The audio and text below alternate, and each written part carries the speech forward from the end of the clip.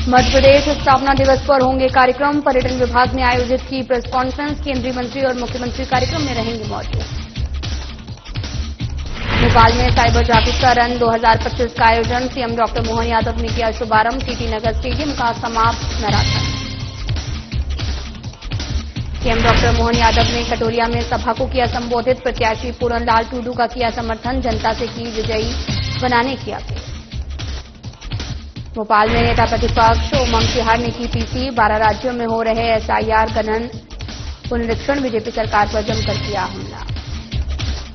देश में मोथा तूफान का असर। उज्जैन में मौसम ने बदला मिजाज। तापमान में दर्ज की गई गिरावट।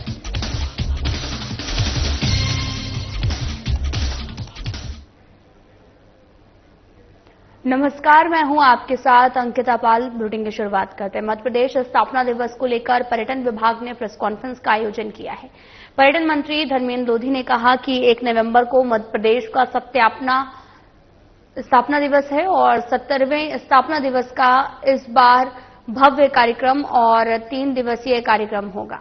प्रदेश की गौरवशाली यात्रा और अभ्युदय मध्य प्रदेश के थीम पर मनाया जा रहा है और 1 से 3 नवंबर तक भोपाल के लाल परेड ग्राउंड में कार्यक्रम में होगा और वहीं 1 को केंद्रीय मंत्री और मुख्यमंत्री मौजूद रहेंगे। श्री कृष्ण की यात्रा में 500 कलाकार प्रस्तुति देंगे। जुबीन नौटियाल को भी प्रस्तुति होगी। 2 नवंबर को विक्रमादित्य नाटिका मंचन भी होगा। 2 को हंसराज रघुवंशी प्रस्तुति देंगे। 3 को स्नेहा शंकर की प्रस्तुति होगी।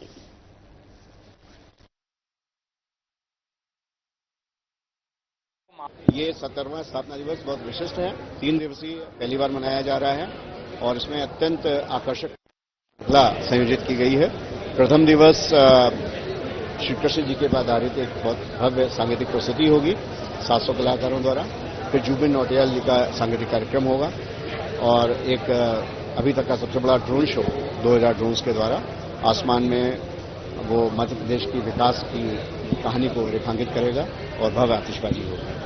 सेकेंड डे एक बहुत बड़ा 140 मिनट का बहुत भव्य आकर्षक महानाट्य विक्रमादित्य यहां पर मंचन होगा, जिसमें सैकड़ों की संख्या में कलाकार और हाथी घोड़े ऊंट भी भागीदारी करेंगे और महाराजा विक्रमादित्य के शौर्य और उनके अवदान और योगदान के बारे में, हमारी संस्कृति इतिहास के बारे में यहां पर इस चीज को प्रदर्शित करेंगे। उसके बाद में उसी दिन सेकेंड डे को भी एक सांगीतिक प्रस्तुति होगी हंसराज रघुवंशी जी की। थर्ड डे फिर से महानाट्य रिपीट होगा, जो लोग छूट गए हैं या दोबारा देखना चाहते हैं उनके लिए। और उसके बाद में एक स्नेहा शंकर जी की सांगीतिक प्रस्तुति होगी और ड्रोन शो फिर से थर्ड डे रिपीट होगा, जिन लोग आप पहले दिन नहीं देख पाए या दोबारा देखना चाहते हैं। और सभी के लिए बहुत माकूल और सुविचारित व्यवस्था की गई है। मुख्यमंत्री डॉक्टर मोहन यादव ने कहा कि मां नर्मदा का आशीर्वाद पूरे प्रदेश को मिल रहा। प्रदेश सरकार जीव जंतुओं के संरक्षण और पर्यावरण संतुलन के लिए सतत कार्य कर रही है। इसी क्रम में हाल ही में चंबल नदी में घड़ियालों का पुनर्वास किया गया था और साथ ही जीवनदायिनी नर्मदा नदी में मगरमच्छ छोड़े जाएंगे।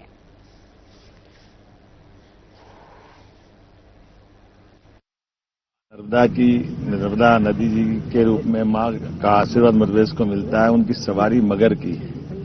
ऐसे में जैसे हमारे सभी प्रकार के वन्य जीव आबाद हो रहे हैं, पिछले समय घड़ियाल हमने चंबल में छोड़े थे, इस बार नर्मदा जी में मगर छोड़ने में कल जा रहा हूं। तो मगर को हम अपनी नर्मदा जी के कुछ अंचल में कहीं कहीं दिखाई देते हैं, अन्यथा बहुत बड़े पैमाने पर मगर के लिए नर्मदा जी का जल और नर्मदा जी की धारा बहुत अनुकूल है। तो ऐसे में हमारा सभी प्रकार के जल जीवों के संरक्षण का भी जो अभियान चल रहा है, तो मगर को छोड़ करके हम अपने ये जो हमारी सभी प्रकार की परस्पर एक दूसरे पर अवलंबित संस्कृति है, उसको समृद्ध करने के लिए कल का ये आयोजन हम बना रहे हैं।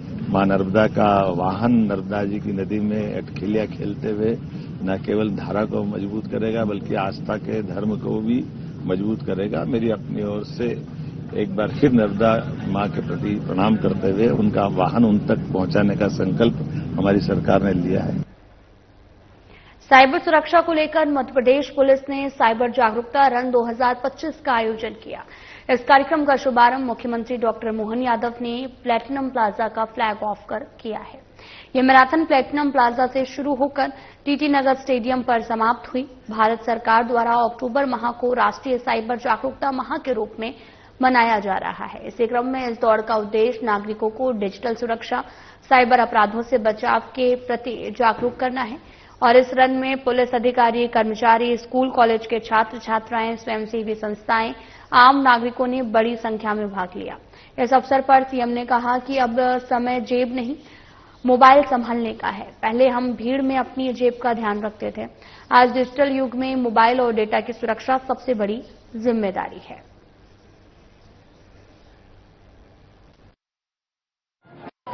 मैं आज रन साइबर अपराध कर यहाँ मध्य प्रदेश सरकार के स्पोर्ट्स और पुलिस विभाग द्वारा संयुक्त रूप से यशस्वी प्रधानमंत्री ने जो साइबर अपराधों के प्रति जागरूकता के लिए अक्टूबर माह में अभियान चलाने का निर्णय किया था, उसका समापन और दौड़ के लिए आया था। और इस अभियान के माध्यम से एक तरफ हम जब नई तकनीक अपनाने की तरफ लोगों को प्रेरित करते हैं, तो उस तकनीक की चुनौतियों से जिसका दुरुपयोग होता है, ऐसे अपराधों को रोकने के लिए ये बहुत अच्छा अभियान चलाया गया। और कितना सरल हेल्पलाइन नंबर 1930 अगर ये रिलीज किया, जिस आधार पर हम अपने सभी प्रकार के साइबर अपराधों की जानकारी से पुलिस से जुड़ करके इन अपराधों पर नियंत्रण का काम करें। मेरी अपनी ओर से माननीय प्रधानमंत्री जी का भी आभार और मध्य प्रदेश पुलिस के माध्यम से जनता को ये सुविधा और सौगात दी गई, इस बात की बधाई। बिहार जा रहे हैं दौरे पर। तो वहीं मध्य प्रदेश के मुख्यमंत्री डॉक्टर मोहन यादव ने बिहार के कटोरिया विधानसभा क्षेत्र में बीजेपी प्रत्याशी पूरनलाल टुडू के समर्थन में सभा को संबोधित किया। जनता जनार्दन से पुनः एनडीए सरकार को प्रचंड बहुमतों से विजयी बनाने की अपील की है। वहीं सीएम ने कहा कि कांग्रेस के बड़े बड़े नेता सुप्रीम कोर्ट, हाई कोर्ट में शपथ पत्र देकर प्रभु श्रीराम के अस्तित्व को नकारते हैं। बिहार की जनता इन्हें करारा जवाब देगी।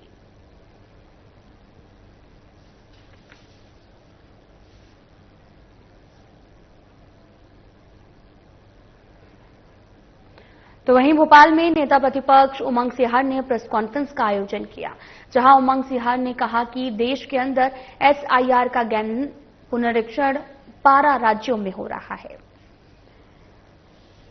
चुनाव आयोग एसएसआर करता आया है और फिर एसआईआर की आवश्यकता क्यों पड़ गई है। वोट चोरी की जानकारी भी मैंने आपको प्रमाण पत्र के साथ में दी है। साथ ही बीजेपी ने चुनाव आयोग के पक्ष में एजेंट बनकर प्रेस कॉन्फ्रेंस कर रही है। चुनाव आयोग के पत्र में लिखा, अंतिम सूची के बाद जो नाम जोड़ जाएगा क्या वो सार्वजनिक नहीं होंगे। चुनाव आयोग गड़बड़ी कर रहा है, हम एसआईआर पर कैसे विश्वास करें। मध्य प्रदेश में 5,65,00,000 मतदाता और 65,000 मतदान केंद्र मध्य प्रदेश में हैं। देश में 51 करोड़ वोटर और मध्य प्रदेश के 5,50,00,000 वोटर की गिनती कैसे एक महीने में कैसे संभव होगा। 28 राज्यों में से 12 राज्यों में क्यों एसआईआर, बाकी राज्यों में क्यों नहीं है। असम राज्य में चुनाव है, वहां पर एसआईआर क्यों नहीं हो रहा। चुनाव आयोग एसआईआर जानबूझकर इसको जल्दबाजी में करना चाहता है, इससे लाखों मतदाता छूटेंगे। बिहार में कई लोगों के नाम हटाए और काटे गए हैं। मध्य प्रदेश में 2011 के आंकड़ों के हिसाब से मध्य प्रदेश में जनगणना के अनुसार 25 लाख से भी ज्यादा लोग बाहर काम कर रहे हैं। अब 2025 में 40-50 से ज्यादा लोग बाहर काम करते हैं। क्या इन लोगों के नाम चुनाव आयोग बीजेपी के साथ मिलकर काटने की साजिश कर रहा है।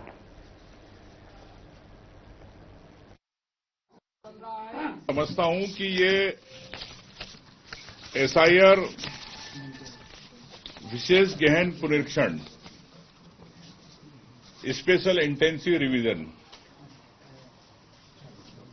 चुनाव आयोग ने इसका नाम दिया, लेकिन मैं इसको मानता हूं सिलेक्टिव इंटेंसिव रिमूवल, मतलब चयन करना, गहन रूप से चयन करना और वोटर लिस्ट से नाम हटाना। चुनाव आयोग ने हर साल स्पेशल समरी रिवीजन एसएसआर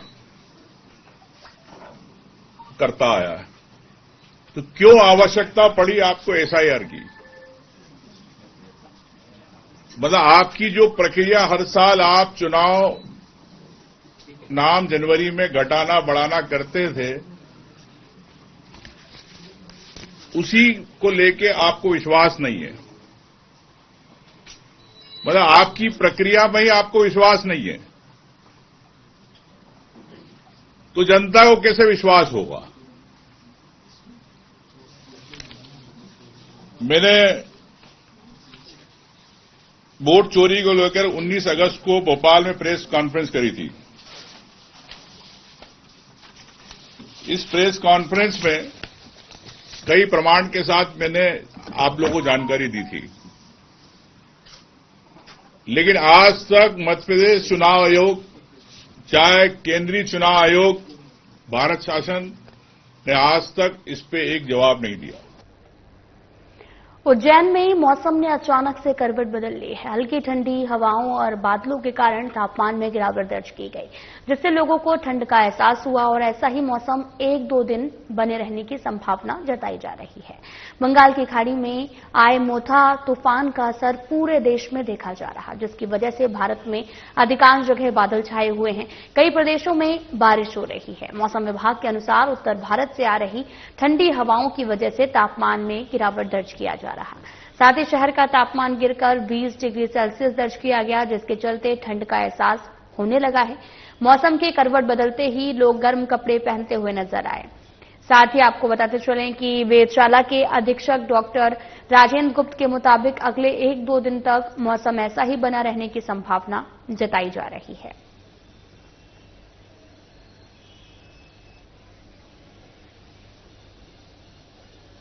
आपको बताते चलें कि मौसम ने एक बार फिर से करवट बदली है और मौसम में बदलाव देखा गया। शहर में मौसम का मिजाज जो है वो अचानक से बदल गया।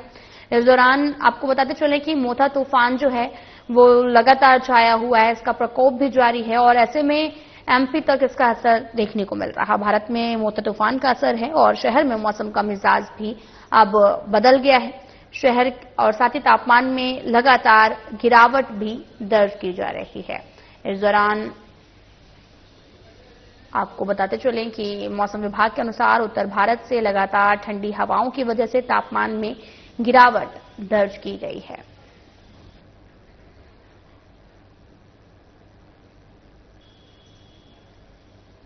तो आपको बताते चलें कि लगातार मौसम में बदलाव देखने को मिल रहा है और मोथा तूफान का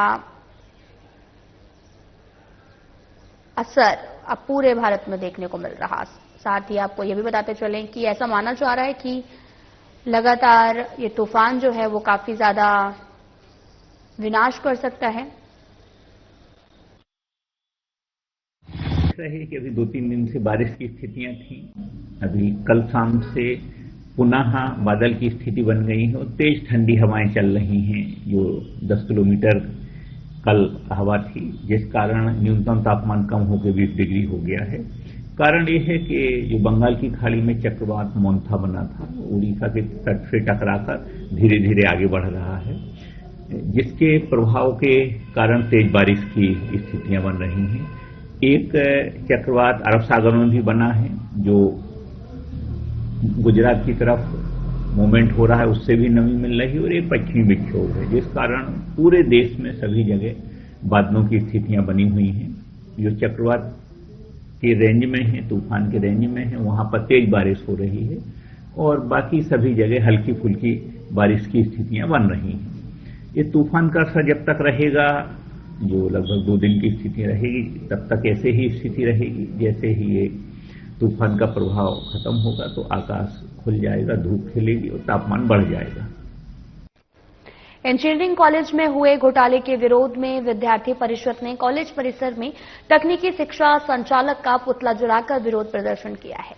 शहर के इंजीनियरिंग कॉलेज में पूर्व प्राचार्य ए.के. श्रीवास्तव के कार्यकाल में कर्मचारियों की भर्ती की गई 4.5 करोड़ रुपए के घोटाले के खिलाफ अखिल भारतीय विद्यार्थी परिषद द्वारा आंदोलन किया जा रहा, जिसके चलते 4 दिनों तक कॉलेज परिसर में अनिश्चितकालीन धरना दिया गया।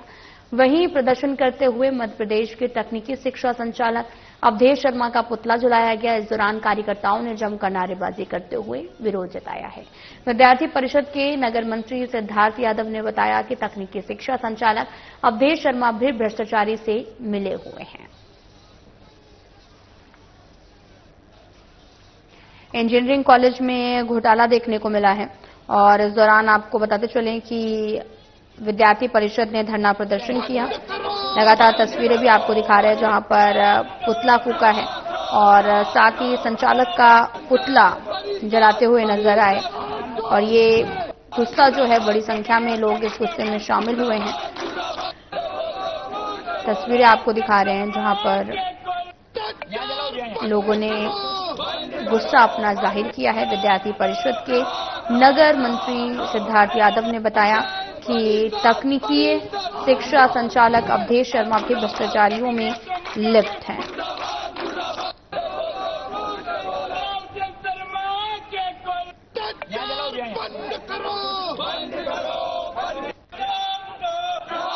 हमने 2 महीने पहले से जो कार्रवाई जेके श्रीवास्तव के खिलाफ करने का बोला था, उसके ऊपर हमने यहाँ अनिश्चितकालीन धरना दिया था 4 दिन का। उसमें भोपाल से जांच कमेटी बैठक हुई थी। उस जांच कमेटी बैठक में दोषी करार दिया गया था। हमने फिर जवाब मांगा, उन्हें जवाब में 5 दिन का समय दिया था। 5 दिन के अंदर उसके अंदर कार्रवाई कर देंगे, ऐसा बोला गया था। फिर हमने यहाँ 5 दिन होने के बाद हमने यहाँ पर कार्रवाई की मांग के लिए रिपोर्ट मांगने आए। अपने पेंडालकर सर जी जो अभी भी प्राचार्य है, उनसे हमने जवाब मांगा तो उन्होंने बोला है कि जवाब ऊपर से आया नहीं है। तो वो फोन लगाते जो अवधेश शर्मा जो तकनीकी शिक्षा के अधिकारी है, जो अवधेश शर्मा जी है, उनको फोन लगा रहे हैं, वो फोन नहीं उठा रहे। मतलब ऐसा लग रहा है कि जो तकनीकी शिक्षा के अधिकारी है अवधेश शर्मा जी, उनके साथ मिली भगत है, ऐसा लग रहा है। यहाँ के प्राचार्य जो पेंडालकर सर जी है, वो वहाँ भोपाल बात करने गए, उनसे भोपाल में मिला भी नहीं जा रहा है। तो इसका क्या समझ रहे हम कि क्या है? तो अवधेश शर्मा जी मिले हुए हैं क्या? इसके हमने एबीवीपी यहाँ पर आई है तो अवधेश शर्मा जी का पुतला लाइए, क्योंकि उनने बोला था कि 5 दिन के अंदर कार्रवाई हो जाएगी। अभी तक जेके श्रीवास्तव के खिलाफ कार्रवाई क्यों नहीं हुई है? अमरवाड़ा में नगर की रोजगारोन्मुखी संस्था अंबुजा फाउंडेशन कौशल और उद्यमिता विकास संस्थान में महिला सशक्तिकरण, साइबर सुरक्षा, सुरक्षा जागरूकता पर विशेष अतिथि सत्र का आयोजन किया गया है और कार्यक्रम में अमरवाड़ा एसडीओपी कल्याणी वरकड़े और साथ ही निर्मला मंडावी, आनंद तिवारी अमरवाड़ा थाना पुलिस स्टाफ के रूप में मुख्य रूप से उपस्थित रही। इस अवसर पर कल्याणी वरकड़े ने प्रशिक्षार्थियों को महिलाओं के अधिकार, सुरक्षा से संबंधित कानून, साइबर अपराधों से बचाव, ट्रैफिक नियम, राहवीर योजना, कई अपराधियों की सजा और वास्तविक घटनाओं के बारे में विस्तार से जानकारी दी है। उन्होंने अपने व्यक्तिगत अनुभवों और कहानियों के माध्यम से सत्र को अत्यंत रोचक और ज्ञानवर्धक बनाया। उन्होंने प्रशिक्षार्थियों को fake call, social media ID, online ठगी, महिलाओं और बालिकाओं को साइबर अपराधों से बचाने के उपायों के बारे में जानकारी साझा की। साथ ही विद्यार्थियों द्वारा पूछे गए सवालों के उत्तर भी दिए हैं और जिन्होंने सत्र में सुरक्षित, जिम्मेदारी, तकनीकी उपयोग के प्रति व्यवहारिक ज्ञान प्राप्त किया है।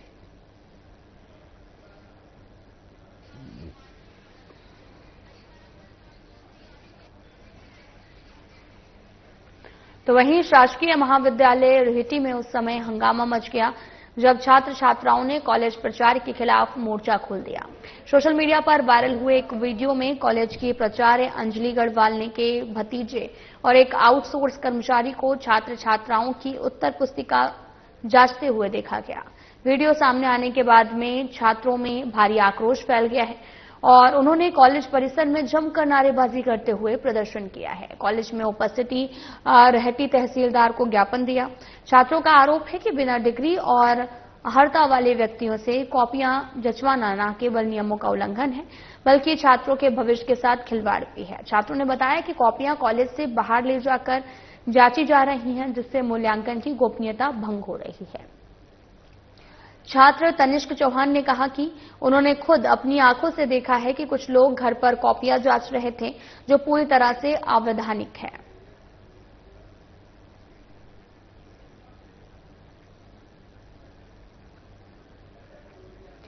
रेहटी महाविद्यालय में हंगामा देखने को मिला है। प्राचार्य पर कॉपियां बाहर से जांचने का आरोप लगा। छात्रों ने जमकर विरोध प्रदर्शन भी किया है। तस्वीरें लगातार आपको दिखा रहे हैं जो कि सीहोर से हैं, जहां पर रेहटी महाविद्यालय में अब हंगामा इसी को लेकर है। दरअसल जब छात्र छात्राओं ने कॉलेज प्राचार्य के खिलाफ मोर्चा भी खोल दिया है, सोशल मीडिया पर एक वीडियो वायरल हो रहा जिसमें आउटसोर्स कर्मचारी के छात्र छात्राओं की उत्तर पुस्तिका को जांचते हुए देखे जा सकते हैं, जिसके बाद ये वीडियो जिन छात्र छात्राओं ने देखा वो सड़कों पर उतर आए।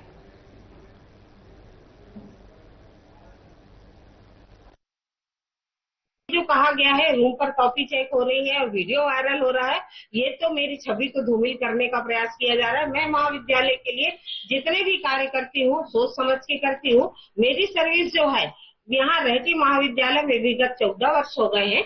मैंने आज तक किसी तरीके का कार्य नहीं किया। शासन के द्वारा, यूनिवर्सिटी के द्वारा जो कॉपियां आती हैं उनको डिस्ट्रीब्यूट करने का कार्य किया जाता है, इसके अलावा कुछ भी नहीं। हाँ, ये जरूर है कि मैंने अपने भतीजे से टोटल करने के लिए उसके रूम पे कॉपी भिजवाई थी, जो कि मैंने जिसकी खबर जो है मैं अपने अतिरिक्त संचालक महोदय को दे चुकी। सीहोर के श्यामपुर तहसील के क्षेत्र का मामला सामने आया है। श्यामपुर थाना क्षेत्र के अंतर्गत आने वाली पार्वती नदी में युवक की अज्ञात कारणों से डूबने से मौत हुई है। साथ ही मृतक युवक अपनी बाइक से घर से कहीं गया था। जब मृतक मोहनलाल मालवीय पिता लालजी मालवीय निवासी हिंगोनी अपने घर पर नहीं पहुंचा तो परिजन श्यामपुर थाना में पहुंचकर सूचना दी है। सूचना मिलते ही श्यामपुर पुलिस ने छानबीन शुरू की। पुलिस को जानकारी मिली कि पार्वती नदी में किसी अज्ञात युवक का शव तैरता हुआ दिखाई दिया। पुलिस मौके पर पहुंची। गोताखोरों की मदद से युवक के शव को नदी से बाहर निकाला गया। पुलिस ने पंचनामा बनाकर शव को पोस्टमार्टम के लिए भेज दिया है।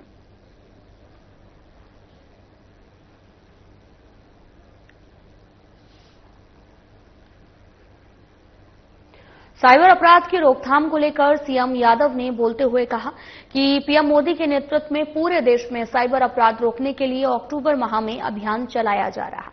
नई तकनीक के उपयोग के साथ आने वाले चुनौतियों और दुरुपयोग को रोकने के लिए यह अभियान उपयोगी साबित हुआ है।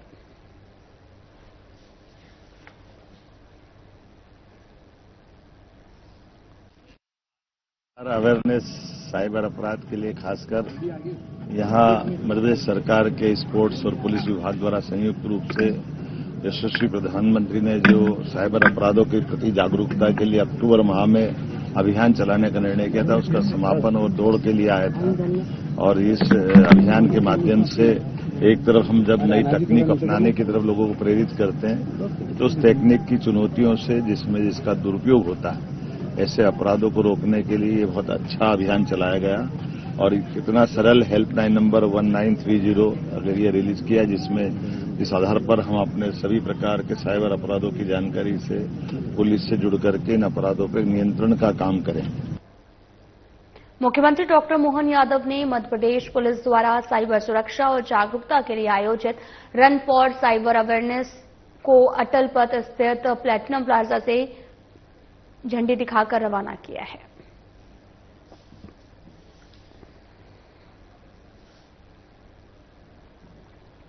विधायक भंवर सिंह शेखावत द्वारा आयोजित दीपावली मिलन समारोह में दूर दराज के क्षेत्र में भी बड़ी संख्या में लोग शामिल हुए, जिसमें पुराने समर्थकों की भी उपस्थिति देखी गई। कार्यक्रम में सभी कांग्रेस के पदाधिकारीगण के साथ विधायक और पूर्व विधायकों की उपस्थिति रही। स्नेह भोज के दौरान पंडाल के चारों ओर आतिशबाजी और स्टेज पर मधुर ध्वनि में संगीत को लोगों ने काफी सराहा है।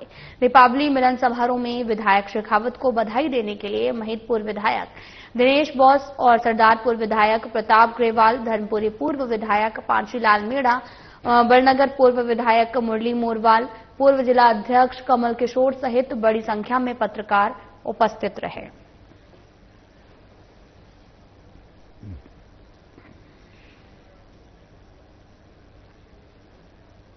मध्यप्रदेश सहित देश के 12 राज्यों आज से एसआईआर पर काम शुरू हो गया है। इसी को लेकर राजधानी भोपाल के कलेक्टर कार्यालय में राजनीतिक दलों के प्रतिनिधियों के साथ बैठक हुई, जिसमें भोपाल कलेक्टर कौशलेंद्र विक्रम सिंह ने सभी को एसआईआर की जानकारी दी है। कलेक्टर ने बताया कि 2000 से ज्यादा बीएलओ घर घर जाकर सर्वे करेंगे। 2003 की वोटर सूची में जिनका नाम नहीं है उनको 12 प्रकार के दस्तावेजों को दिखाना होगा।